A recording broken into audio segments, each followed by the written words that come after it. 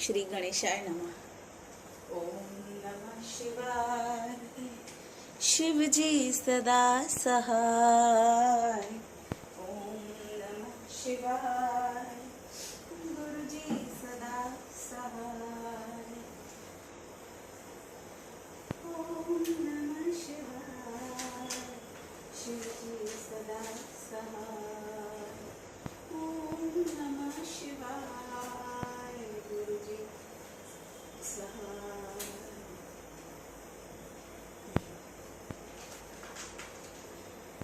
श्री शिव महापुराणे तृतीया सत्र रुद्र संहिताया शार्दूलावतारे नृसिंह चरितवर्ण नाम दशमो अध्याय।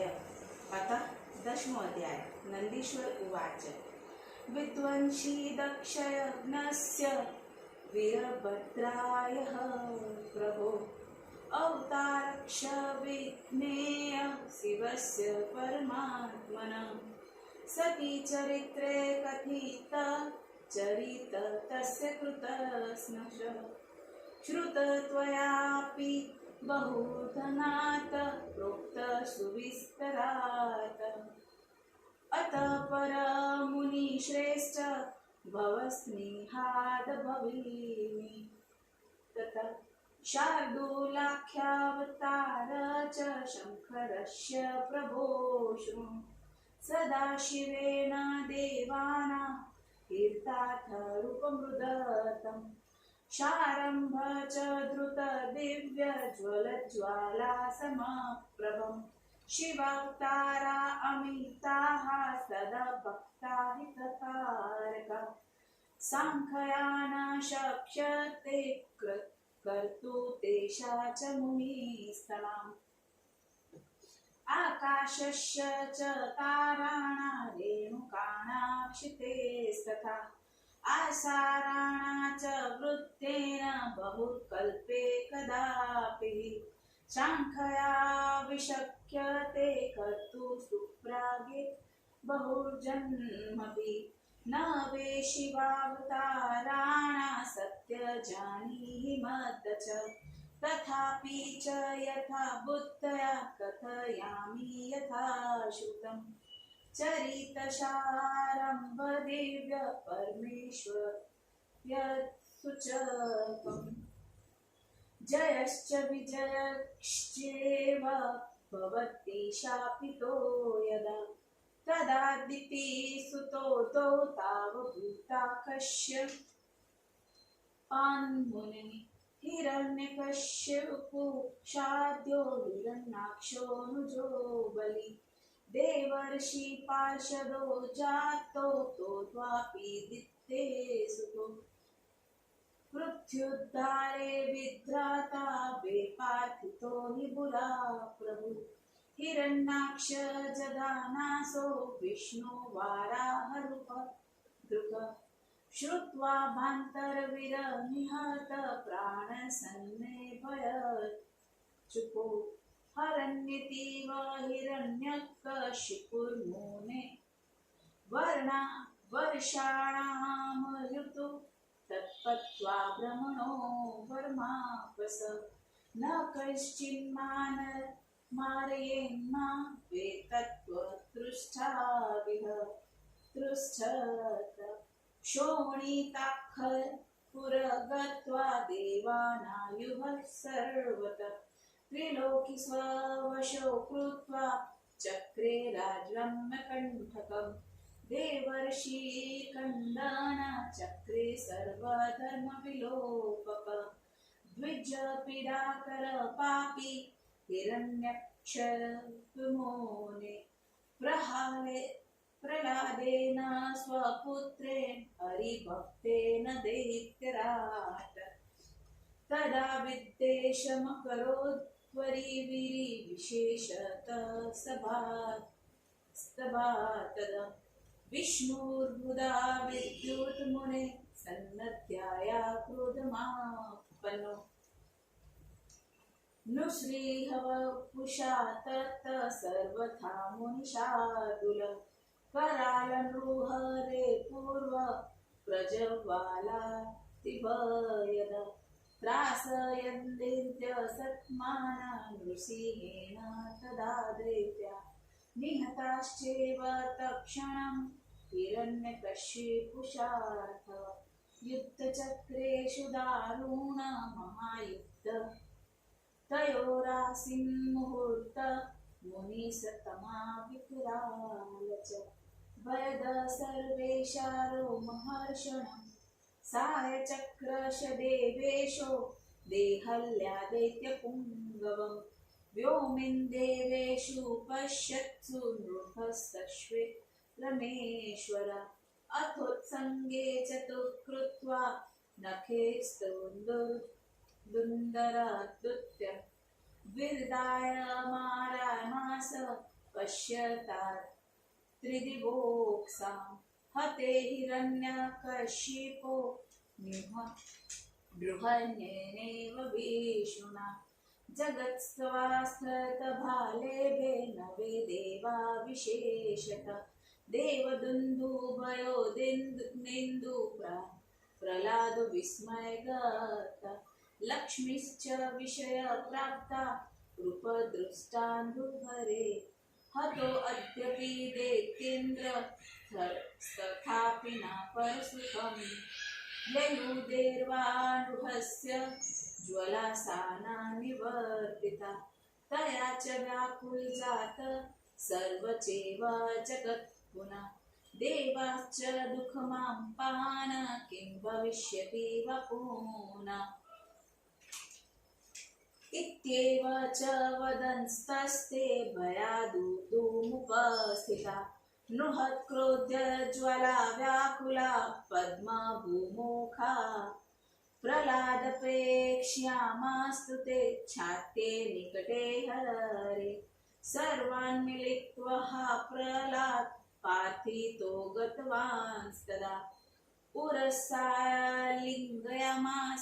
तनुषुः कृपानिध हृदय शीतलजात रङ्गज्वालाननिर्तिता तथापि न निर्भूता रङ्गज्वालानः वेदा दुःखप्राप्तास्ततो देवा शङ्कर शरणाययु तत्र गत्वा सुरा सर्वे ब्रह्माद्याज्ञामुनस्तथा शङ्करस्तवयामा सुलेखाना सुखहेतवे देवा ऊचु देवदेव महादेव शरणागतवत्सल पाहि न शरणापन्ना न सार्वणा देवा जगन्तचि नमस्तेस्तु नमस्तस्ते नमस्तेस्तु सदाशिव पूर्वदुःख यदा जात तदा ते रक्षिता वयं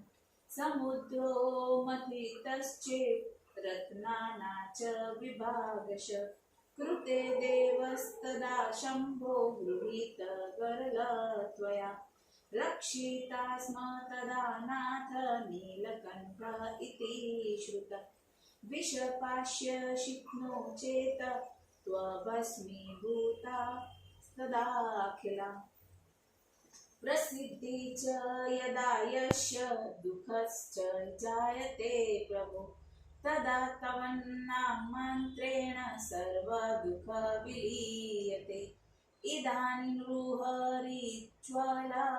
मृतान् सदाशिव तातत्त्वसमयितु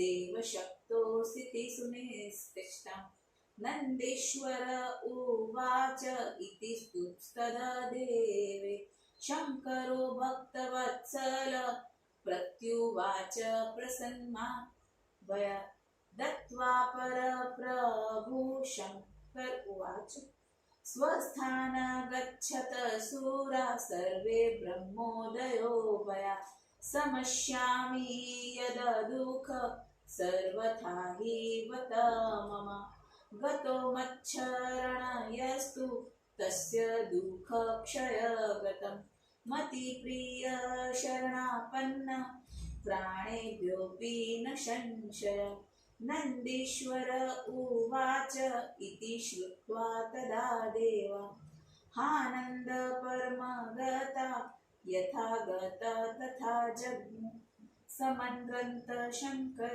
मुदा इति श्री शिव महापुराणे तृतीया रुद्र संहिताया शार्दूलावतारे नरसिंह चरित्र वर्णन नाम दशम अध्याय समाप्त। हिंदी उवाच। नंदीश्वर ने कहा, हे प्रभु, दक्ष प्रजापति के यज्ञ का विध्वंस करने वाला वीरभद्र परमात्मा शिव का ही अवतार था। उसका संपूर्ण कथानक सती चरित्र में कहा गया है। तुमने भी उसे अनेक बार सुना है, इसलिए उसे विस्तार में नहीं कहा जा रहा है। हे मुनिवर, अब मैं आपके स्नेह से महाप्रभु शंकर का शार्दूल नामक अवतार का वर्णन करता हूँ। देवताओं के हित के लिए सदाशिव ने जलती हुई आग की लपटों के सदृश कांति वाला दिव्य भरम रूप धारण किया था। हे मुनिवरों, भक्तों के हित करने वाले शिव जी के असंख्य अवतार कहे गए हैं, उनकी गणना नहीं की जा सकती। आकाश के तारों की, पृथ्वी के धूलि कणों के, मेघों के धाराओं की भले ही गणना कोई बुद्धिमान मनुष्य अनेक जन्मों में कर ले, परंतु शिव के अवतारों की संख्या नहीं की जा सकती। यह मेरा वचन सत्य है, तो भी अपनी बुद्धि के अनुसार जैसा मैंने सुना है, शरभ का दिव्य एवं परम ऐश्वर्य वाली चरित्र कहता हूँ। हे मुने, जब आपने जय विजय नामक द्वारपालों को शाप दिया, तब मैं कश्यप दिति के पुत्र हुए, जिनका नाम हिरण्यकश्यप तथा हिरण्याक्ष था। ये दोनों दिति के पुत्र देवर्षि पार्षद हो गए। पहले ब्रह्मा जी ने पृथ्वी पर उद्धार करने के लिए विष्णु भगवान से प्रार्थना की। उन्होंने 12 अवतार धारण कर हिरण्याक्षवध किया। हे मुनि, प्राणों के समान प्रिय वीर भाई को मार दिया। ऐसा सुनकर हिरण्यकश्यप विष्णु पर अत्यंत कुपित हुआ। 10,000 वर्षों तक तपस्या करके उसने ब्रह्मा से वर प्राप्त किया कि आपकी सृष्टि में मुझे कोई न मार सके। वह शोणित नामक नगर में जाकर चारों ओर देवताओं को बुलाकर तीनों लोकों में अपने वश में करके अकंटक राज्य करने लगा। सब धर्मों का लोप करके देवता तथा ऋषियों को पीड़ित कर वह पापी हिरण्यकश्यपु ब्राह्मणों को भी कष्ट देने लगा। विष्णु के वीरों हिरण्यकश्यपु ने विष्णु भक्त अपने पुत्र प्रहलाद से विशेष रूप से वैर कर लिया। हे मुनि, सभा मंडप के खंभे से सायकाल में समय विष्णु भगवान ऋषि रूप धारण कर सहसा प्रकट हो गए। हे मुनि, वह भयानक ऋषि का शरीर अग्नि की ज्वाला से अदृश्य श्रेष्ठ देवताओं को डराने लगा। ऋषि ने अन्य देवताओं को दैत्यों को तत्काल मार दिया और हिरण्यकश्यपु ने उनके साथ घोर युद्ध किया। हे मुनिवर, क्षण भर उन दोनों में घमासान युद्ध हुआ, जिससे सभी दर्शक रोमांचित हो गए। सायंकाल होते ही ऋषि ने दैत्यराज हिरण्यकश्यपु को देवताओं को देखते देखते दरवाजे पर खींच लाया। उसे शीघ्र ही गोद में लेकर अपने नाखूनों से उसका पेट फाड़ डाला और देवताओं को देखते देखते उसे मार डाला। ऋषि रूपधारी विष्णु द्वारा हिरण्यकश्यप को मार डालने पर समस्त संसार तथा देवता सुखी हो गए। देवताओं ने बाजे बजाए, प्रहलाद चकित हो गया। भगवान का अद्भुत रूप देखकर लक्ष्मी भी चकित हो गई। यद्यपि दैत्यराज मारा गया, देवता चले गए, परंतु ऋषि जी की ज्वाला के शांत न होने से नगरवासी सुखी नहीं हुए। उस ज्वाला से संपूर्ण संसार व्याकुल हो गया। देवता भी दुखी हुए कि अब क्या होगा। उस प्रकार कहते हुए ब्रह्मा जी ऋषि की ज्वाला के भय से व्याकुल हो गए और उन्होंने उनकी शांति के लिए उसके पास प्रहलाद को भेजा। जब सबने प्रार्थना की, तब प्रहलाद वहां गया। दयालु ऋषि ने प्रहलाद को छाती से लगाया। हृदय को शीतल हो गया, किंतु क्रोध की ज्वाला शांत नहीं हुई। तब भी जब ऋषि की क्रोध अग्नि शांत नहीं हुई, उसके बाद दुखी देवता शिव जी की शरण में गए। वहां जाकर ब्रह्मा आदि सभी देवता तथा मुनिजन संसार वासियों को सुख देने के लिए शंकर की स्तुति करने लगे। देवताओं ने कहा, हे देव देव महादेव, शरणागत वत्सल, हम शरण में आए हुए देवताओं तथा संसार के प्राणियों की रक्षा कीजिए। हे सदाशिव, आपको बारंबार नमस्कार है। पहले जब हमारे ऊपर दुख पड़ा था, तब आपने हमारी रक्षा की। देवताओं ने समुद्र का मंथन किया, रत्नों का विभाजन किया। तब उस समय विष को स्वयं पान करके आपने हमारी रक्षा की। तभी से आप नीलकंठ कहे गए। यदि आप विषपान नहीं करते तो समस्त प्राणी भस्म हो जाते। हे प्रभु, यह प्रसिद्ध है कि जब जिसे दुख प्राप्त हुआ है तब आपका नाम लेने मात्र से सब दुख नष्ट हो जाते हैं।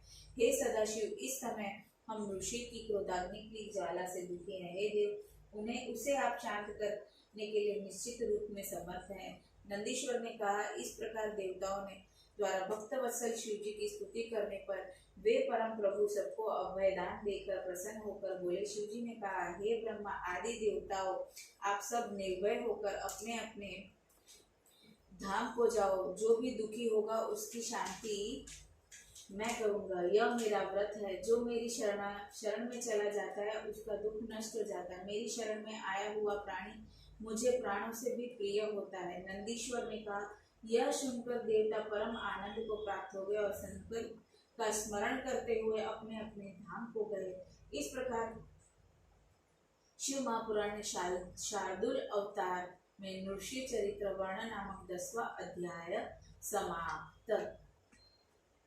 गुरु महाराज से आज्ञा लेते हुए, जय गुरु जी, शुक्राना गुरु जी, अनंतम शुक्राना गुरु महाराज।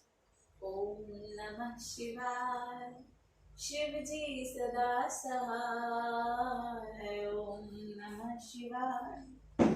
गुरु जी सदा सहाय।